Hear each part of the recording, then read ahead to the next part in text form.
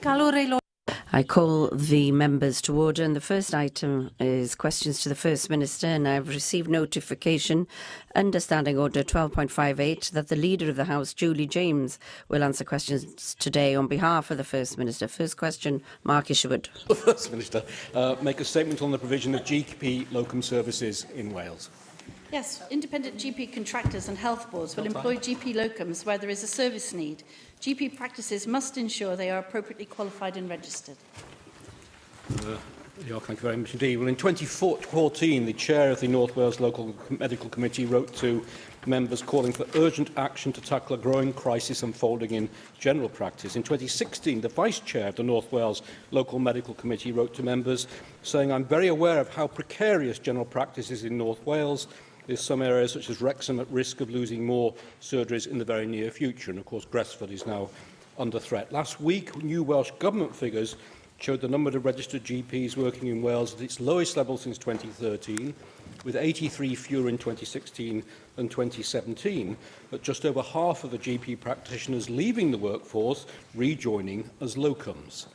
How, therefore, do you, as a government, respond to the reasons given to me by some locum GPs in North Wales 2.5 weeks ago for not working in Wales, being more affordable medical defence cover for locums doing sessions in England than Wales, on top of the separate performance list issue, extra bureaucracy when dealing with pension contributions, the curtailment of training links with North West medical schools, the stress and danger quote of working in the Welsh system, and different and inferior IT systems, quote, etc., etc. Nice, easy. You want to start? It's true that using the same data source as previous years does give a fall of 83. However, the statisticians have found quality issues of the data, which may mean it's considerably lower. And a more complete measure of GP capacity in Wales is to include all GP practitioners, locums, retainers and registrars. And using that method shows there's a 0.3% drop of about 8 than in 2016. However, I'm very pleased to say that contrary to the gloomy impression, which I don't think is at all helpful given by Mark Isherwood, that following the conclusion of all 3 rounds of our train, work, live recruitment into GP training posts, the Wales Deanery confirms the appointment of 144 places, which surpasses the 136 training places available at the beginning of the recruitment round, which compares to 121 places filled following 3 rounds in 2016, an increase of 19%, which I think everybody can be very, very pleased of, and completely contradicts some of the gloom and despondency we hear from the opposite benches. Mick Antonev. Cabinet Secretary, isn't one of the issues with locums the fact that not only can they earn £800 plus a day without the responsibilities of running a practice, but that the tax system under which they operate means that they can effectively, by setting up as corporation, just pay 20% tax and the rest of dividends. And what effectively the locum system is actually doing is undermining GP practices. Is it the case that the government is making representations or having discussions with the UK government about changing the tax system so that it cannot actually work in this particular way, and we actually give support to those who take on the day-to-day ongoing running of the GP practices, the long-term medical provision that we require from our GPs, rather than what is, understandably, people who can see far better terms and conditions and earnings by coming in as locums? Yes, it's true that the introduction of IR 35 in the medical profession has probably led locum GPs to consider their taxation affairs. And the taxation policy has not devolved to the Welsh Government, but it does affect, obviously, our GP workforce in the same way as it does across the rest of the UK. It's not absolutely clear how it's affecting individual career decisions by GPs, but there are many other factors currently in play, like professional indemnity and last person in a practice liability and that sort of thing.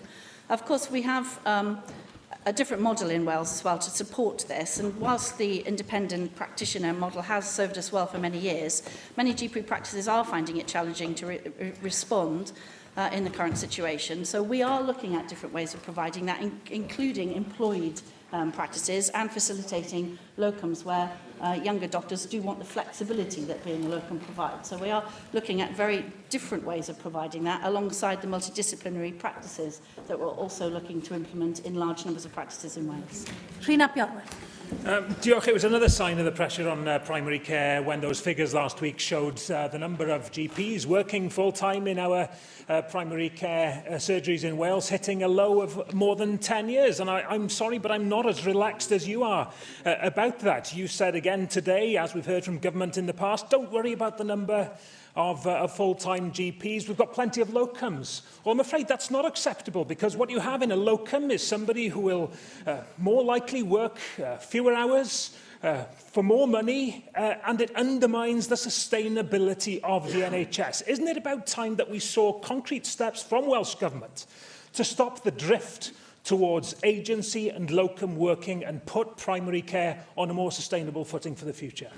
Well, again, I just disagree with the take that Rena Yorth puts on this, because, as I said earlier, there are a number of ways of looking at how many people work as GPs, as locum GPs, as retained GPs, as GP registrars in Wales. And many of Wales's medical centres are training practices who are responsible for training the next generation of GPs. And as I said in response to the earlier question, we're doing very well on our training, recruiting more than ever before and filling all of our training places, including in previously hard to recruit areas such as cadeirio'r and so on. So I don't think it's at all helpful to put the sort of negative spin that you're putting on it. And actually, what we really want to do is broadcast the fact that so many people are very happy, as a result of our Train, Work, Live campaign, to come and fill our training places and then go on to work in Wales. Question 2, Question 2, Mandy Jones. Diolch, Llywydd. Will the standing First Minister make a statement on the provision of social care in North Wales? I'm not quite sure what you mean by that, but social care plays a critical role in helping people live independently. Working in partnership with health, the independent and third sectors manage demand and improve outcomes for people both in North Wales and nationally. This is why Prosperity for All places social care as a sector of national importance. Thank you for that answer. Hampshire County Council is aiming to leverage voice-activated home speaker Amazon Echo skills to assist with adult social care. The technology can help people not only suffering with physical illness, but also help those who are suffering from loneliness and depression. According to the Council, over 9,000 people are currently benefiting from assistive technology such as Amazon Echo, with 100 new referrals being made each week. Will the Welsh Government look at introducing their own trial to help tackle the social care demand in North Wales? Yes, we already have several trials in place. It's a matter of great interest to us how we can use medical technologies of all sorts to assist with both social care and actually with medical care. And we have active pilots in place looking at exactly how we can exploit those technologies. Janet Finch-Saunders. Diolch, Llywydd. Cabinet Secretary, alarmingly, social service departments in local authorities in Wales overspent by £383 million against their budgets in 2016-17, with Cardiff Council alone exceeding their budget by a staggering £190 million. Now, many are predicted to massively overspend again over the next 12 months. Costs in social services are predicted to increase by another £344 million in the next 3 years, and there is evidence now that by 2035 the number of people aged over 65 living in Wales will increase by 35%, and those aged over 85 113%. This is a ticking time bomb. Now, Cabinet Secretary, what frameworks do you believe the First Minister and indeed your Welsh Government are putting in place now to ensure that our social care providers and their budgets are effectively resourced and that they are indeed future-proof for the next 20 years?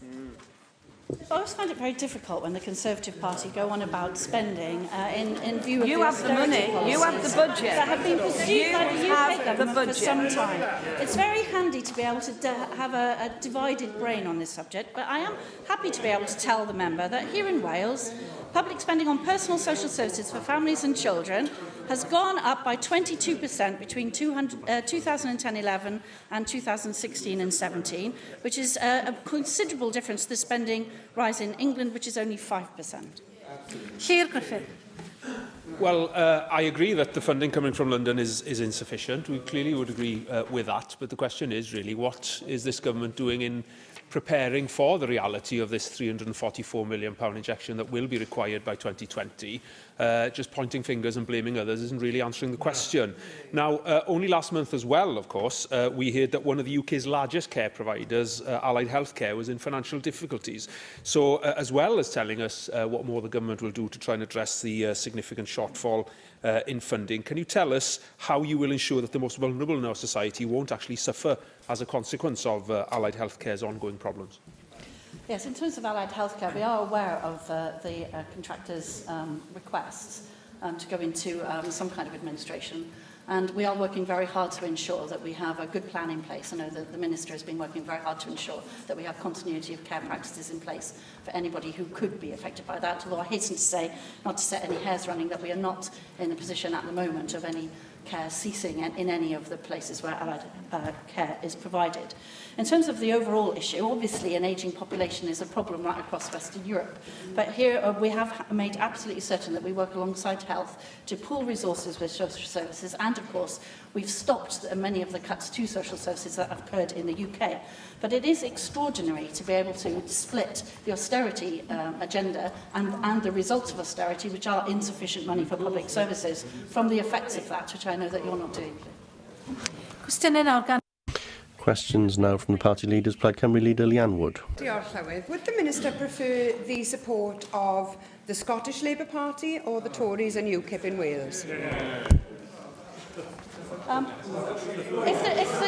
If the leader of Plaid Cymru is referring to the European Union bill, then we would prefer to have done the very best for Wales, which we have done. I'm sure the Minister is aware that yesterday the Scottish branches of the two parties in her government joined together to oppose Westminster. Instead, in Wales, Labour and the Liberal Democrats have caved in, given our leverage away and weakened the hand of people here in this country. On the 27th of November 2017, the First Minister said in this Assembly, and I quote, "We wouldn't accept a sunset clause. Who is to say that it wouldn't be extended ad infinitum in the future? It's a matter of principle," he concluded. A 5-year sunset clause now forms part of the agreement that your government has signed up to. Can the Minister explain, has the government lost all of its principles?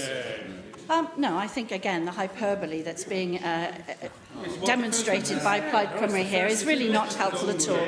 Just to be absolutely clear, the Welsh Government has secured significant changes to the UK Government's EU withdrawal bill that protect the devolution settlement, which this party agrees with. Welsh ministers have come to an agreement with the UK Government that many areas already devolved will remain devolved. The bill as originally drafted would have allowed the UK Government to take control of devolved policy areas such as farming and fishing, and that is no longer the case. After months of intensive talks, an agreement has been reached, meaning that the Welsh Government will be able to recommend that the Assembly gives consent to the bill on the basis of an intergovernmental agreement and amendments to the bill that have been published and which do not say what the leader of Plaid Cymru is currently saying that they say. This is not my hyperbole. Those were the words of the First Minister. And this is nothing short of a Labour-Tory stitch-up. You were backed by Brexit believers while losing the support of every branch in your own party. And people in Wales can see that you've sold this country short. Westminster now have control over at least 24 policy areas, and many of those are extremely important to people's lives. Control over agriculture, environment, public procurement, all of those issues now sit in Westminster. The only conclusion that we can draw is that you believe that the Tories in Westminster are better placed to act in the Welsh national interest than your own government. Well, let me tell you, Minister, my party doesn't trust the Tories, and we don't trust Westminster with our farms, with our environment, or our NHS. Perhaps the Minister can enlighten us. When Westminster concludes a dodgy deal with Donald Trump, how does her government plan to stop them opening up our NHS to private companies now that you've given those powers away? Well, I'm afraid the Leader of Plaid Cymru has fundamentally misunderstood the powers in the bill. The UK Government cannot act in place of the Welsh Government, and as my colleague, the Cabinet Secretary of Finance, when he took us through in great detail the bill only very recently on the floor of the Senedd, explained the way that the freezing of the powers would work, the way that we have got concessions so that English ministers cannot act where they would otherwise have been able to act, and of course the sunset clause in its current form, whereas the comments she talks of were of course from the original bill. So I would recommend to the Leader of Plaid Cymru a very careful reading of the bill, which he clearly has not undertaken. Leader of the Opposition, Andrew David. Officer, Leader of the House, could you give me an assessment on what the life chances are of young people here in Wales? I think that the chances of young people here in Wales are very good indeed, but we could do more. And again, as I emphasised, without the austerity policies of the UK Government, we could do a great deal better. Well, Leader of the House, when it comes to education, many of the things that can be done to improve life chances for young people are within the gift of the Welsh Government, and sadly the achievement has been hindered by some of the policies that have been brought forward by previous Labour governments. But in the field of dyslexia, there's a real poverty of ambition in trying to improve the life chances of children identified with dyslexia in our schools. The gap with children achieving A or A star to C in selected GCSE grades has widened since 2015. 33% of pupils used to be against getting those results at GCSE. Sorry. Now, 36% of pupils are not hitting that target in English. When it comes to science, we used to be in positive territory for students who are identified with dyslexia. Now, there's a 10% deficit in children achieving 5 good grades at GCSE. You don't need money to make that difference. You just need the policies in place to make the improvements. And over the last 2 to 3 years, we've seen a massive decrease in the number of children achieving the grades we'd like to see who have been diagnosed with dyslexia. Why isn't the government doing more in this particular field? Well, of course, that's the whole point of the Additional Learning Needs Bill, is to give support to those who are most vulnerable in our systems. But I do think it's quite extraordinary to say that it's not money, it's policy, because of course the policies for additional learning needs always involve additional support for the pupil. And it's it's an absolute fact that the more additional learning needs the pupil has, the more support they need and the more money that costs. But of course, we want to do the very best for all of the people in our school system, including the most vulnerable and those with additional needs, and that's what the legislation is aimed to do. Well, I've clearly identified how the gap is widening, and that clearly is unacceptable, especially over the last 2 to 3 years, where in English and science in particular, there's been a real deterioration. Over the border in England, they've introduced phonics as a policy area to improve the ability for children to improve their reading. And since 2011, 147,000 more 6-year-olds are benefiting from this policy area in England. From 2011 to 2016, that number is 147,000 children. Will the Welsh Government be developing more strategies to assist children identified with dyslexia and making sure that these numbers that I've quoted you today are arrested and actually put into decline, so children identified with dyslexia have a better life chance here in Wales? Yes, I mean, we do teach phonics in Welsh schools. I've personally visited schools and watched the phonics tuition, so I'm absolutely well aware that we teach phonics already. I'm sure that more can be done to teach more children phonics.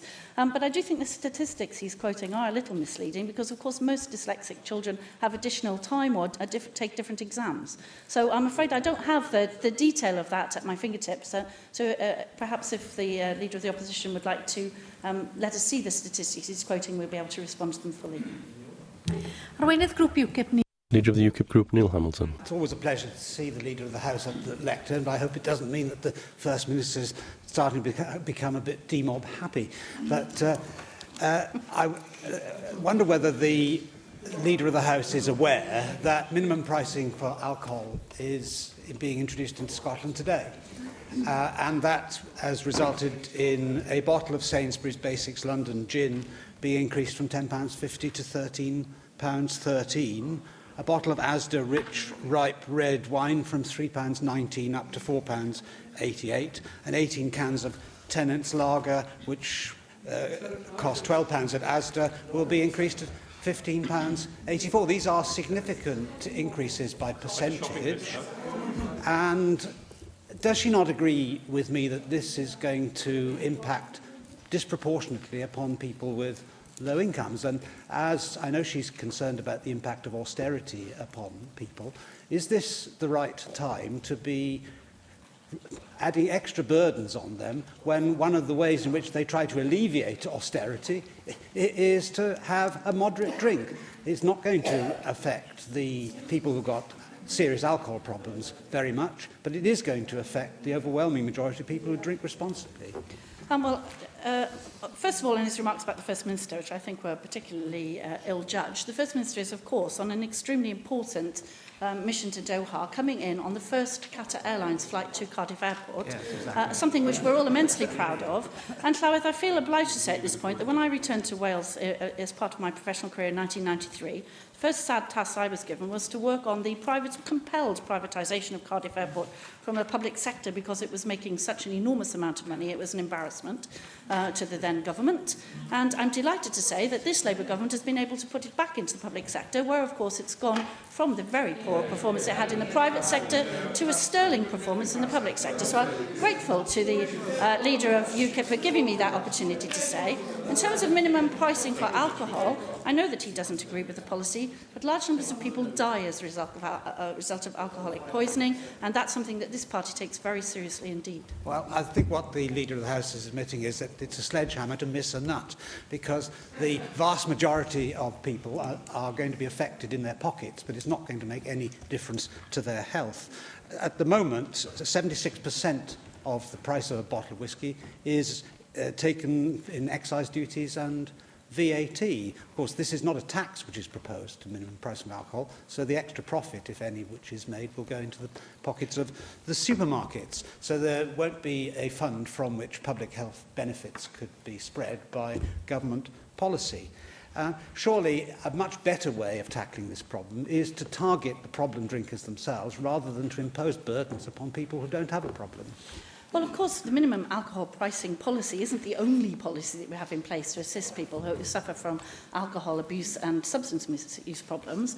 The leader of UKIP is quite right to say that it can be an issue with austerity, that people attempt self-medication and so on, but we're very wedded to making sure that those people have the correct support that they need to be able to stop the abuse that they suffer. And we know from the research that minimum alcohol pricing is one of the pieces of armoury in that kit. But of course, alcoholism or alcohol dependency isn't the only public health problem that exists in Wales.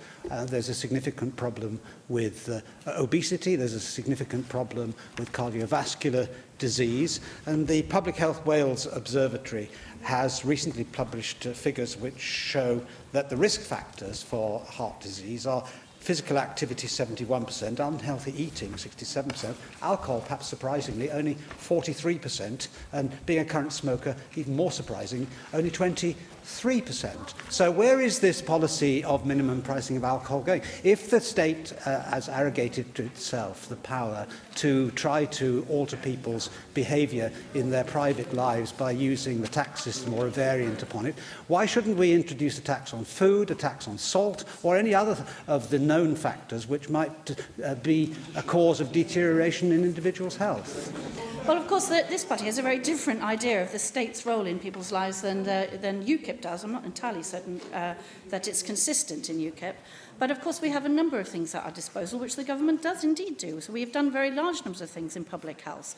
So, for example, adult smoking prevalence rates fell to 19%, ahead of our 20% target in 2016. Smoking amongst young people is at its lowest level, with 7% of boys and 9% of girls aged 15 to 16 smoking regularly, compared to 9 and 14 in 2010.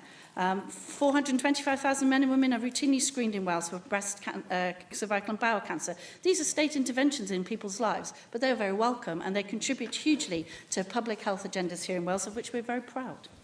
Question 3, Lynn. Question 3, Lynn Eagle. What steps is the Welsh Government taking to improve trunk roads in South Wales East? Our National Transport Finance Plan sets out our commitments to trunk road improvements across Wales, including the South East. Thank you. The recent changes to the A4042 Rechem roundabout in Pontypool have caused massive disruption for local residents and commuters, and I've received a very large volume of correspondence from constituents regarding not just the huge delays but also fears over the safety of the road. I'm very grateful to Welsh Government officials for agreeing to meet me later this afternoon to discuss proposed changes which could rectify this being put forward by the developer of the nearby housing estate. What assurances can you offer my constituents that Welsh Government officials and the South Wales Trunk Road Agency, working closely with the developers and Torfaen Council, will be looking at this as a matter of priority and that a new system will be put in place as soon as possible? Yes, I understand, as you just said, Nigel, that transport officials are meeting with you after this session to discuss the issue in more detail. But we have received a number of concerns about the new road layout and are working with the local authority and the developer responsible for carrying out the work in its design to address the situation as a matter of urgency. I understand that it's likely that the road markings recently installed will have to be changed to improve traffic flows, and this will take a little while to implement because of the safety checks that need to be completed. So in the meantime, the temporary 40-mile-an-hour speed limit will remain in place, and new lanes provided will remain closed to traffic in order to maintain safety. The work is being carried out to increase the capacity of the roundabout, as I know she knows, to accommodate the new developments in the area, and the officials are more than happy to work with you to resolve the issues. Mohammed Ashkar. Thank you, Madam Presiding Officer. The project to do the A465 head of the Valley Road is currently the largest road building scheme in Wales. In October last year, the Cabinet Secretary for Economy and Transport announced a comprehensive programme and cost review of the project due to delay in completion targets with significant cost implications.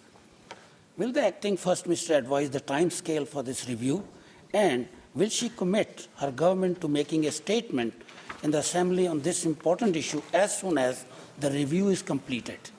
Yes, the Cabinet Secretary is indicating to me that he's more than happy to update members by way of his statement.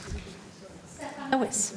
Llywydd, the Leader of the House will be aware of the public health scandal that is the A472 between Crumlin and Harvard Ynys. It isn't a Welsh Government trunk road, but I wondered if the Welsh Government has considered reclassifying it as a Welsh Government trunk road. It is a major route, after all, for the region and the area. But more importantly, with the resources of the Welsh Government, perhaps that trunk road's public health issues could be better resolved. I'm afraid I don't have any details of the road that the member is talking about, so I'll be more than happy to make sure that he's written to with the details. Bowden. I think we all welcome the potential economic benefits that Trago Mills is clearly going to be bringing to Merthyr Tydfil and the surrounding areas, but its location immediately off the Cyfarfod roundabout on the A470 is a source of ongoing concern. The management of the opening of Trago Mills last weekend actually went very well and I think was generally very good, but the traffic remains extremely heavy in that area, given that we also have the Cyfarfod retail park immediately opposite, and this coming bank holiday weekend I'm sure is going to be a bit of a nightmare up there. I think the problem is largely due to the fact that Trago Mills development was given planning permission some 20 years ago when traffic was much later and the other retail developments weren't there. So can you please assure me two things? One, that there is going to be a long-term permanent solution to relieve the pressures for local residents at Cyfarfod. And can you also confirm that consideration is being given to the review of time limits on planning permissions for such developments which take no account of changing circumstances in an area over such a long period of time? Yes, thank you for raising that. We're fully aware of the importance of the A470 strategic corridor. The section around Trago Mills is currently being investigated and appraised to the requirements of the Welsh Transport Appraisal Guidance, known as WELTAG. Studies are on hold at the present time whilst the unsettled traffic patterns and demands return back to average conditions following the opening of the Trago Mills store, which we know increased demand considerably. The bedding-in period is expected to last about 6 months, at which time the study will recommence by testing projected trends with those known post-opening of Trago Mills. The sensitivity testing will better inform the appropriateness of the longer-term solutions that are proposed. Once the Stage 2 studies along the corridor have been completed, appraised transport interventions to address congestion will be addressed. That's expected to be completed by early 2019. And in the meantime, there are medium-term measures to be progressed. The issue about the time limits for planning consent relating to major developments is a matter for local planning authorities to consider. I know the Cabinet Secretary has a consultation out at the moment. I'm sure that the local authority and yourself will be responding to that. In this case, as you know, the decision for planning consent was made in 1994 by the Mid-Morgan Planning Authority and included highway improvements appropriate to the scale of developments at that time. But as the member has highlighted, that situation has changed very much. So the studies will inform improvements in the road once the traffic has settled again. Cwestiwn 4, Mike Hedges. Question 4, Mike Hedges. And have the Welsh Government made of the relationship between housing and health? Integrating housing and health is a platform to effective prevention and early intervention for people with social and healthcare needs. This is why both housing and social care are priorities in prosperity for all. Can I thank you for that response? As you know, the 1945 to 51 Labour government had housing and health in the same ministry, led by Nigel Evans, somebody who we both hold in very high regard. Poor housing has a serious effect on health. People, especially the old and young, become more susceptible to illness when living in cold and damp conditions. Poor conditions mean that people can't be discharged from hospital when medically they're able to be, but if you discharge them, you're going to have them back in again because the condition they're living in is such they're going to make them ill. What is being done to improve poor quality housing and thus reduce hospital admissions? Yes, I absolutely agree. Poor quality homes can have a very significant impact on people's lives, particularly for those from the most disadvantaged communities. Quality standards, including the Welsh Housing Quality Standard for social housing, are critical to helping deliver the government's wider wellbeing agenda. The Welsh Housing Quality Standard will ensure that by 2020, more than 220,000 households in Wales will have a home that is safe, warm and secure. Currently, as at 31st of March 2017, 86% of social homes in Wales meet the Welsh Quality Housing Standard. The Welsh Government is investing a further £108 million of capital funding a year to social landlords to ensure that the Welsh Housing Quality Standard is achieved in the time period. David Melding. Thank you, Llywydd. I think this is a very important question. I thank Mike for raising it. 45% of accidents occur in the home, and accidents are in the top 10 causes of death for all ages, particularly high amongst children, after cancer, I think the highest, and older people. Now, in the many interventions that we make, for instance, installation of homes, social care visits, we should be making an assessment of the safety of homes, because very, very many vulnerable people could be protected if we did that and thought about preventing accidents. Yes, I mean, the member raises an important issue, and as part of the Welsh Quality Housing Standard, of course, making sure that homes meet a standard where accidents are very much minimised is important. There are also a number of schemes for adaptations across Wales, and I'm delighted to say that in my own council, the speed of adaptation has increased out of all recognition from where it was 10 years ago. But the member makes a very good point, and we are very keen to ensure that as we develop new homes in Wales, the best safety standards are incorporated in the design. Bethan Syed. Thanks. Shelter Cymru's guidance to private tenants about taking action if their home is in unhealthy or dangerous states, and I quote, "Firstly, you need to think carefully about whether to take action. In particular, consider whether your landlord is likely to try and evict you rather than to do the actual work." Although the tenants can then ask the council to send an inspector, they are still under risk afterwards if the landlord decides to throw them out, or if they have a grudge because they have taken that action.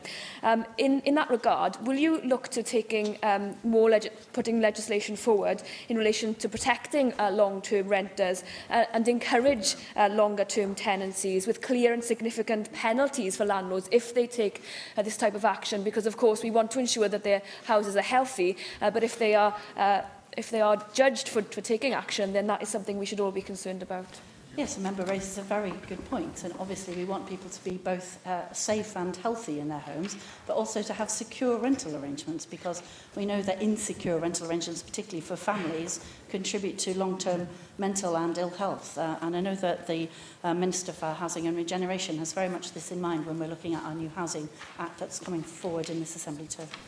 Question 5, Sian Gwen. Question 5, Sian Gwen. Will you make a statement on the gender review that is currently being conducted by the Welsh Government? The review, which is being led by myself, will help ensure that gender equality is placed at the heart of Welsh Government policy making and delivery, and that Wales becomes the safest place for women in Europe. Wel, dwi'n croesawu.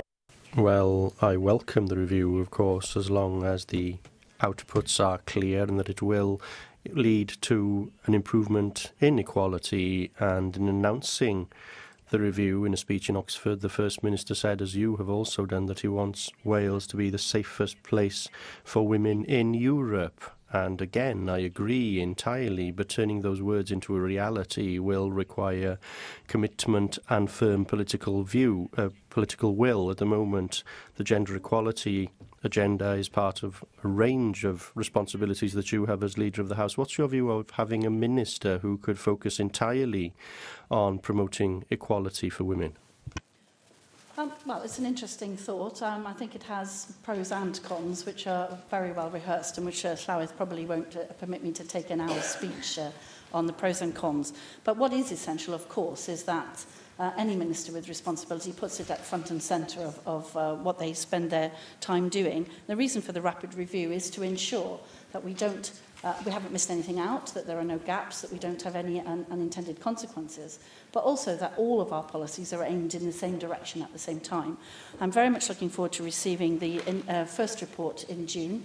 We have a number of stakeholder events, and I have a number of meetings with various influential women and survivors and bystanders and people who use our services and so on across Wales to gather as many opinions as possible while we look at focusing all our efforts on achieving equality somewhat faster than I think we were if we'd just gone along as we were in the first place.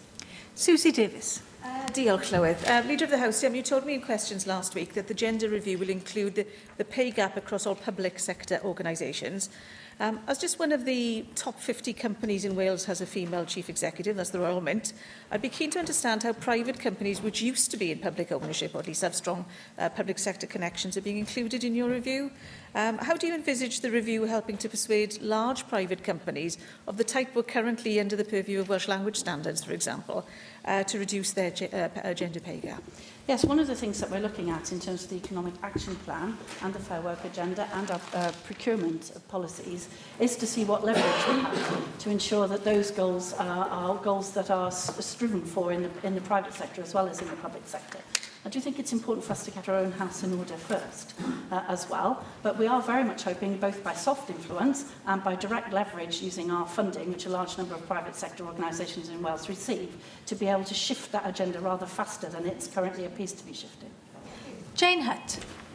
As Leader of the House, yesterday I welcomed a student pilgrimage from University of Wales Trinity St David's. They'd walked from Merthyr to Pontypridd and down to Cardiff. They had banners with the suffragette message, deeds, not words. In fact, the students were mainly from the University School of Fine Arts in Swansea. I think that's in Mike Hedges' constituency. And they presented me with their pilgrimage manifesto. They also sang Bread and Roses, which was very moving on the Senedd steps. But what they want is equality of opportunity, free childcare, job security for women on maternity leave, to continue the fight for equal pay, commitment to diversity of representation in public organisations, commitment to supporting cohesion in communities through creative initiatives. So, Leader of the House, I'm sure you will agree that this manifesto accords with the objectives of the gender review, and will you ensure that the voices of these students are heard and welcomed? Very much so. Actually, it's in my constituency, and I was very sad not to be able to. I did actually make my best effort to get there, but it wasn't sufficient, and sadly I missed them, so I was very disappointed. I'm very pleased that you were able to see them there. They're an inspirational group of young women, and I absolutely concur with their agenda. Would that we could do it faster. Question 6, Neil Hamilton. Question 6, Neil Hamilton. The Leader of the House make a statement on the provision of healthcare services in Mid and West Wales. Yes, we continue to invest in healthcare services in Mid and West Wales, including £3 million recently for wedi'u Hospital and £25 million for Gangwili Hospital. We're also investing £6.6 million in Llandrindod Wells War Memorial Hospital. We continue to work with health boards in the region to provide healthcare services that deliver the best possible outcomes for all patients. I'm grateful to the Leader of the House for that reply. She may know that I've raised the provision of health service facilities in the Welsh Uplands based on Blaenau Festiniog in the Assembly on many occasions. The cottage hospital there was closed some years ago and has recently been replaced by a new office building, plenty of desks, but no beds. There is a continuing problem with GP recruitment, of course, and retention, and in other ways as well. There is significant dissatisfaction amongst local people in Blaenau Ffestiniog and surrounding area, and they recently submitted a petition to the Assembly to call for an independent inquiry into the provision of health services in the Welsh Uplands. Tonight, there is a meeting of people from Blaenau Ffestiniog and Ddeilau to consider the possibility of taking legal action to compel an independent inquiry. I wonder whether the Welsh Government would see it as advantageous to facilitate an independent inquiry, because it couldn't possibly prejudice the provision of health service facilities in the area, but it could do a great deal to alleviate public concern. Oh, well, no. I mean, I think the member undermined his own argument by referring to a health centre as an office building. It doesn't really assist the free flow of information. I think that it's very important to get the facts out when we're discussing health, which is always an emotive subject. I don't think the Leader of the House requires any support from her ministerial colleagues. Leader of the House. There are many members, there are at least 5 members for Blaenau Ffestiniog in this chamber, something that has been central to the respect we have as Assembly members in this chamber from the start. Leader of the House. And as I was saying, there are a range of fervently held opinions on the subject, and there are a large variety of them expressed, as we've just seen, Llywydd, in the chamber itself. But I think that the Cabinet Secretary has this well under control and has already answered several questions on the subject, as the member himself said. Angela Burns. Leader of the House, I have raised my concerns over the future of West Wales health services on numerous occasions in this chamber. For my pains, I've been accused by members of the government and backbenchers of scaremongering, talking down the health services and harming staff recruitment. All by myself, I've harmed staff recruitment. Now, the current Cabinet Secretary approached the Welsh Conservatives to take part in a parliamentary review, which we did with great pleasure. One of the aims of that was to help to depoliticise the NHS in order to try to look for a strong future for the whole of Wales in the NHS. So imagine that wave of cynicism that swept over me this weekend when I saw Labour Assembly members, Labour MPs and the Labour political party campaigning outside Withybush and Llanelli to save our hospitals. Do tell me, please, Leader of the House, in your role as Chief Whip, what are we to look forward to? Will the name-calling of us here, if we have the temerity to argue about this, end? Will it continue? Will you be talking to your colleagues? But above all, are we going to look for rational debate, or will the Labour Party continue to scrabble for votes in a desperate attempt to try to mitigate the problems they know they're facing for a health service that they've been in charge of for the last 2 decades? Well, I'm really cross-born because you want us to be depoliticised. That lot, get a grip. The member makes a very good point about the conduct of public affairs. I personally do not indulge in any of the behaviours that she mentioned. I don't agree with politicising. Let's hear the Leader of the House, please. However, there is an open as I said, I know that the member feels very fervently, as do I, that sometimes politics is unnecessarily divisive and political, and I do not agree with personal remarks made about others in any shape or form, and I know that she agrees with that. However, there are, as I said, a range of fervently held views on any healthcare reform.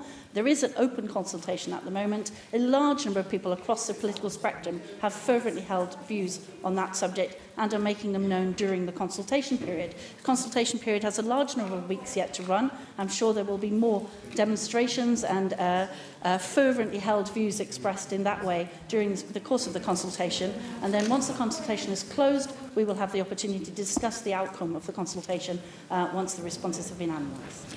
Question 7, Jenny Rathbone. The Welsh Government's response to the latest NUS research highlighting that the highest university dropout rate is amongst working class students. Yes, the Welsh Government recognises the financial barriers that can stop people entering higher education. That is why, following the Diamond Review, we have reformed student support so that new full-time and part-time undergraduate students are entitled to support equivalent to the national living wage whilst they study.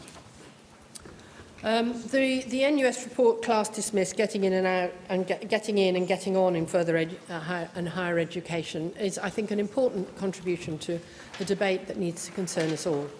Because in light of these dropout figures and the skills challenge that are posed by the fourth industrial revolution, we need to be raising the skills base of all our young people to respond to the uncertainties of the job market ahead. I'm somewhat concerned that we still have quite a big difference in the numbers of young people achieving degrees in Wales compared with, for example, the southeast of England. 26.5% in Wales compared with 32, just over 32 in the southeast of England. And I just wondered how the Welsh Government can address this, because it's clearly amongst working class young people that we need to be getting them to take on further education. Yes, absolutely. Our new student finance package is supported by the National Union of Students in Wales and answers many of the questions raised by the review in England. It's the most generous in the UK and is designed to give more help towards living costs by providing the equivalent to the national living wage through a mix of non-repayable grants and loans. This means students can focus on their studies rather than worrying about making ends meet.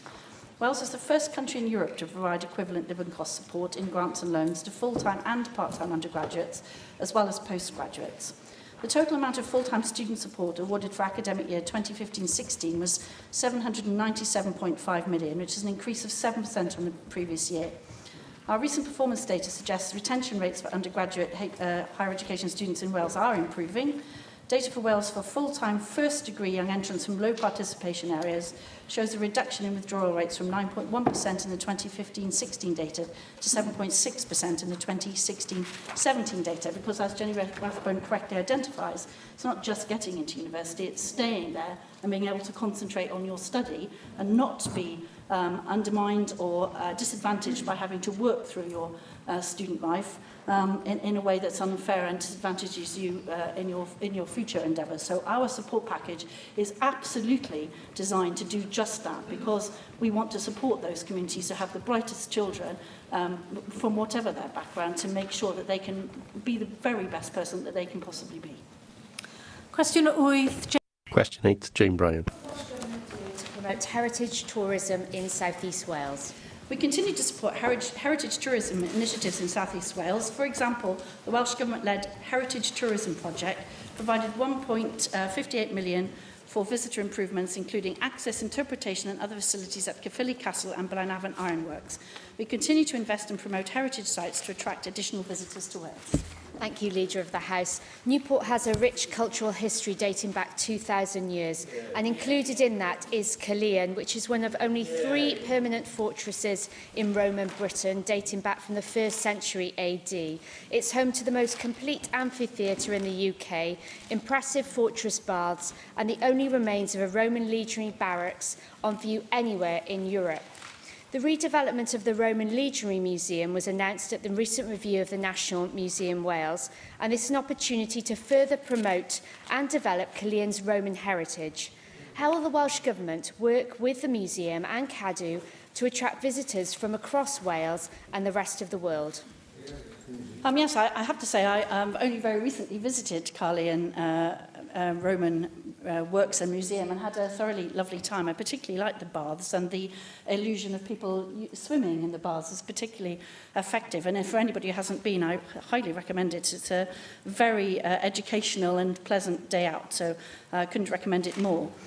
We have had initial conversations to consider the future of the heritage offer at Caerleon. We're going to be involving other partners in due course, as suggested by the Thurley report, to ensure a consistent and coherent experience for tourists. We're going to have central works to the roof at Caerleon will mean its closure for some months, unfortunately. The museum is working in partnership with CADW and will continue to offer an excellent education experience for schools.